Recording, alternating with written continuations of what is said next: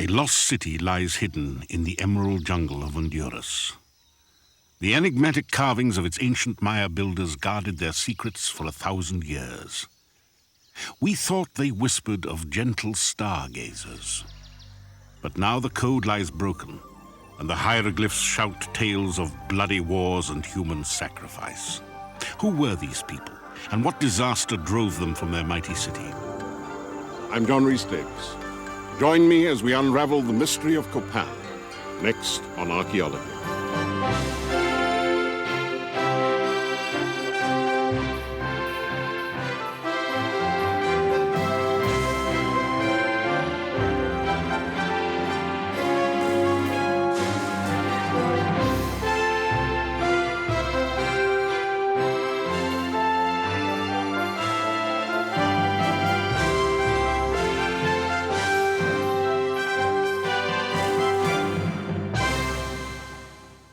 In 1839, lured by rumors of a fantastic lost city, American explorer and diplomat John Lloyd Stevens hacked his way into the thick mountain jungles of Honduras. The rumors hinted of a great Maya city, full of great monuments and strange carvings, built and then abandoned long before the white man set foot on New World soil. But even the tall tales he had heard could not prepare Stevens for the ghostly presence that loomed up before him. It lay before us like a shattered bark in the midst of the oceans. Her masts were gone, her crew perished. All was mystery, dark, impenetrable mystery. What sophisticated race had built the elegant city which lay before him, still nearly intact? Where had they gone? Most perplexing of all were the strange, chaotic carvings that adorned the temples. Were they some sort of language? But here, as at other Maya ruins, their mystery remained impenetrable. The carvings defied translation, just as the pyramids resisted explanation. Stymied scholars resorted to imagination, sketching a picture of the Maya as a peaceful, contemplative people thriving under the watchful eye of wise astronomer-priests. The scholars were wrong, dead wrong. Today's archaeologists working in the jungles of Central America have come to know a quite different Maya. They've cracked their code, and the ancient peoples have found their voice again. In the once mighty city of Copan, hieroglyphs speak of war, blood ritual, and human sacrifice. Who then were these people? And what apocalypse brought their great dynasty to its knees?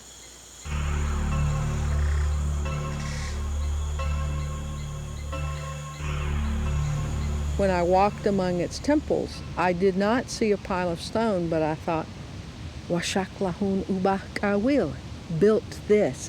He dedicated that ball court. And I began to understand all of those works, not as the relics of a dead civilization, but as the fossils of the human beings, the minds of the people who had created them. Copan came alive. When Linda Sheely first walked into the jungles of Central America back in the late 1960s, Maya scholarship was in its infancy. The Maya had tamed the rainforests, growing corn and cacao beans, much as their descendants do today. They built great cities at Tikal, Yaxchilan, Chichen Itza, and Palenque. They traded in precious stones such as jade, fashioned some of the finest sculpture in the New World, and built pyramids to rival those of the Egyptian pharaohs. Beyond that, there was still much to learn. Scholars had resorted to a wishful thinking that spoke more eloquently of their own times than those of the Maya. From the period of the 1930s up through the 60s, the great scholars of the time, Morley, Thompson, and others, characterized Mayan society as having basically two groups of people, a whole bunch of peasant farmers who supported a very tiny elite who spent their lives contemplating the stars and time and living in ceremonial centers that were filled once or twice a year during great ritual festivals. The picture that was drawn of the Maya is that they never had war, they never disagreed with each other, And one wonders how they got close enough to each other even to reproduce themselves through the common human means. People clung to that idea tenaciously, and I think part of the reason for that is they were reacting to all of the excesses and the maladies of Western culture. You have to remember that their context was that of 2 world wars, where literally the whole world was involved in a deadly conflict. They wanted a peaceful people. They wanted to know that someplace in the world there was a human community that lived without war and competition.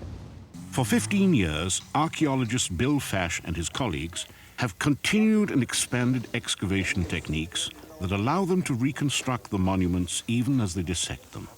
In the past, archaeologists at Maya sites had no choice but to dismantle the grand monuments, layer by layer, to get at older structures obscured by the more recent ones.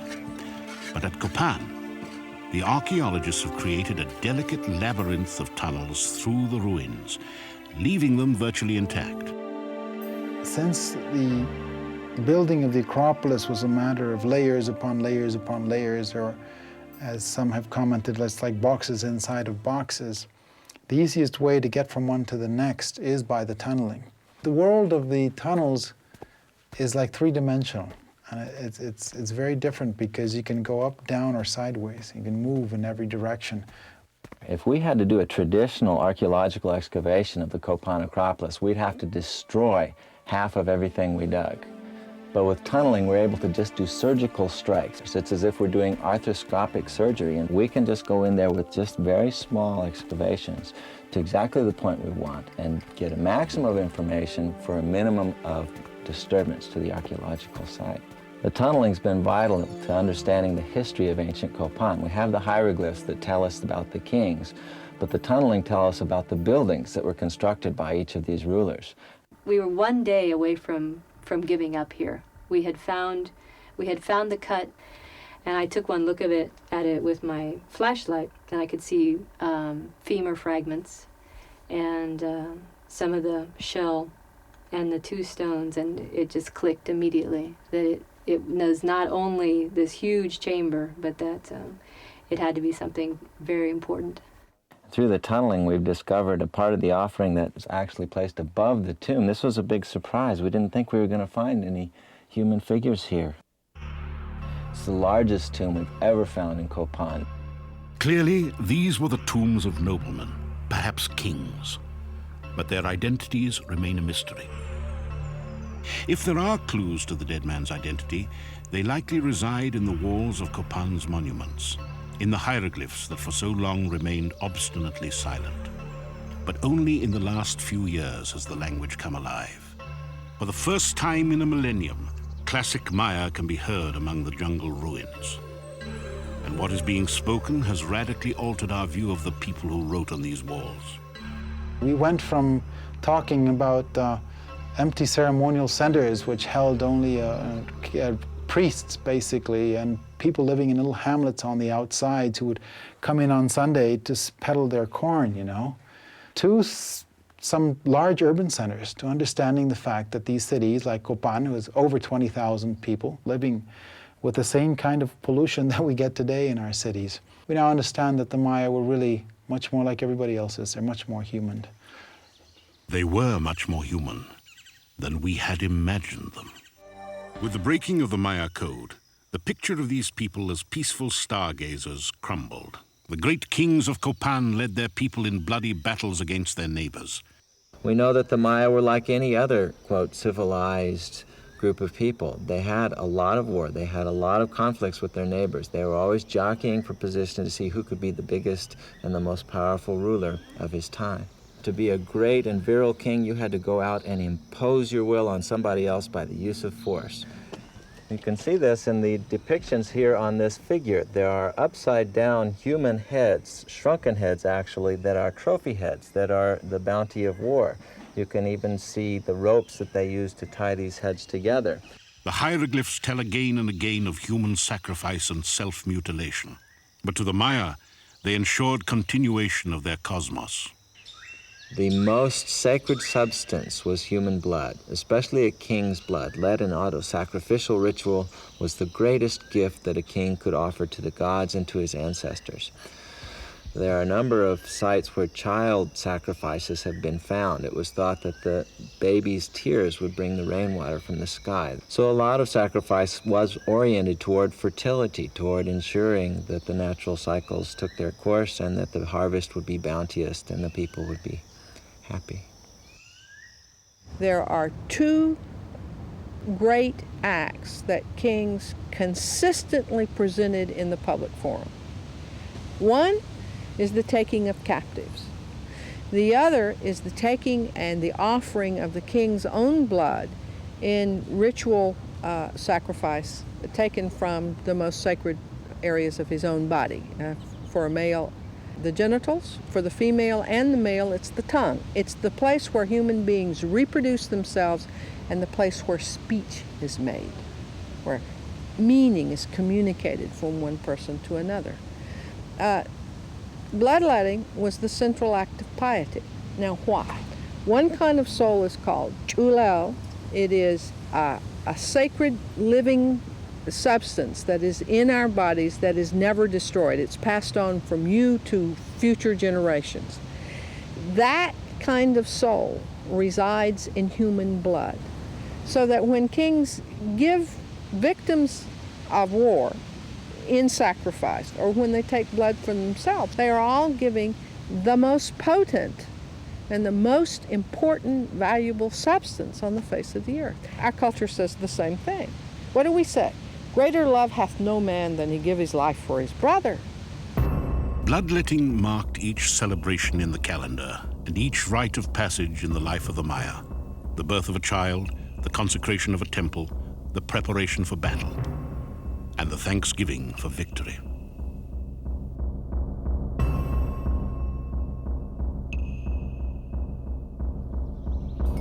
Even Maya sport was fraught with cosmic importance.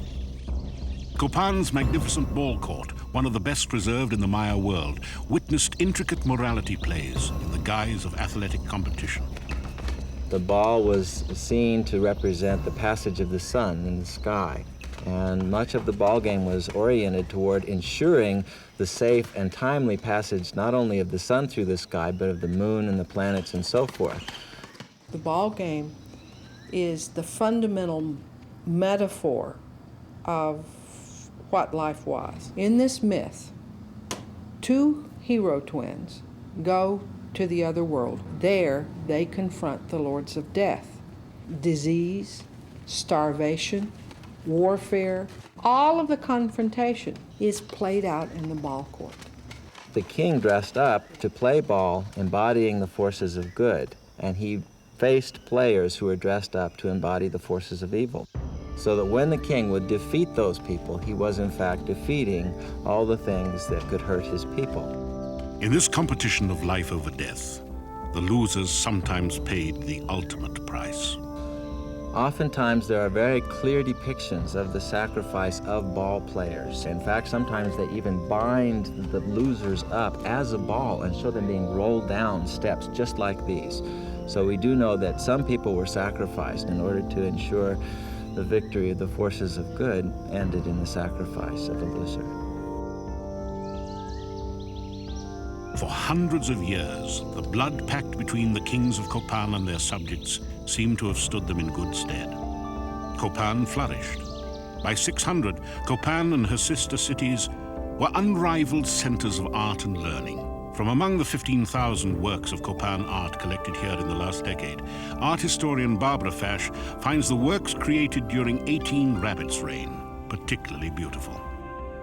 The buildings may have served a function that was utilitarian, but the iconography on the outside of it, the sculpture that was being produced at that time, just raised it to an artistic, aesthetic height that is really unprecedented in Copan and in many other places in the Maya area.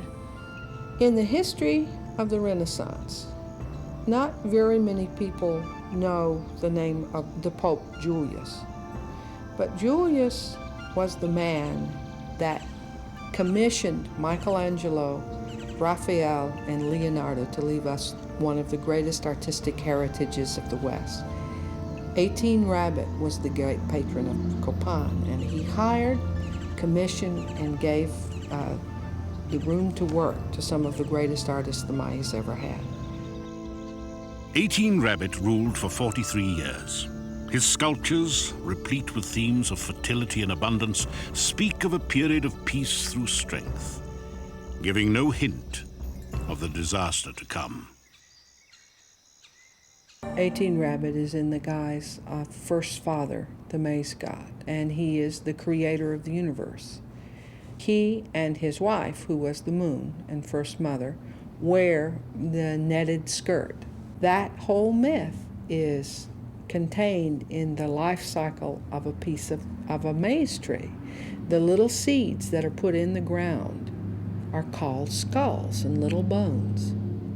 And when the maize tree sprouts from the ground, it's the rebirth of the maize god, and it's the rebirth of humanity, because that is the last act before the creation of this universe.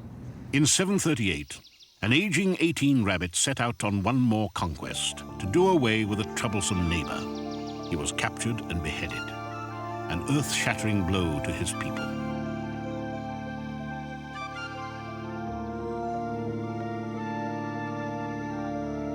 This is the great hieroglyphic stairway of Copan, begun not long after 18 Rabbit's gruesome death.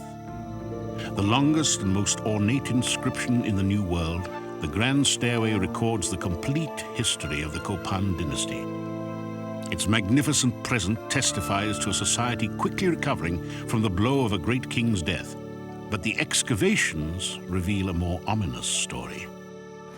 One of the most telling things about this monument is that even though it makes all these wonderful and grandiose claims, it was actually one of the worst constructed buildings in the entire city.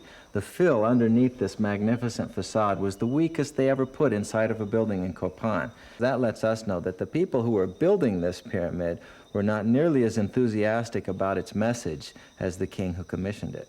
As more and more kingdoms established themselves, they wanted their piece of the pie. And it led to a lot of internal strife that often was resolved in battle. So first we see a weakening of the central order. Second is the actual collapse of the monarchical system of government. And that's literally all she wrote. There are no more monuments going up in Copan. Copan had gone from a thriving, peaceful center of art and commerce to a valley of desperate people struggling to feed themselves. For physical anthropologist turned forensic detective Rebecca Story, the bones of Copan yield a grim prognosis. Most of them probably died of the results of the overpopulation. That is, malnutrition and infection worked together to kill many children, and even the adults that survived eventually ended up dying of the effects of infection. By the time this individual was there, the population of the valley was probably in steep decline.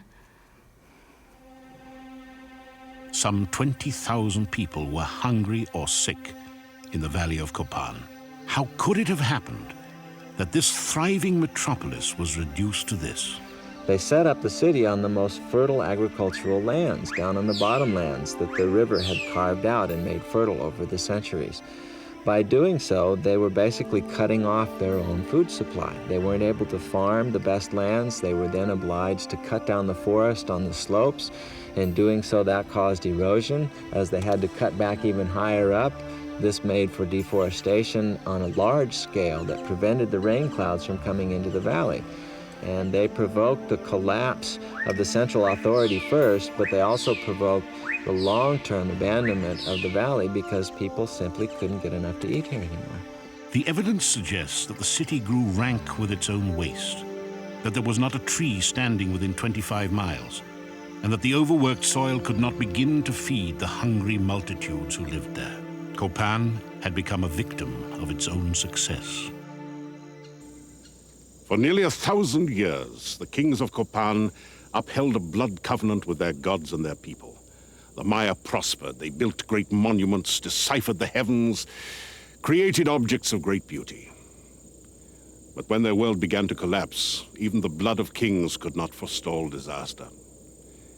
In just a generation, the monarchy stumbled. Soon the great city would lie empty, reclaimed by the jungle. Most of us who deal with the Maya think Maya civilization either ended at the collapse in the 9th century, or it was destroyed by the Spanish invasion. But in fact, there are millions of Maya who still live in this worldview.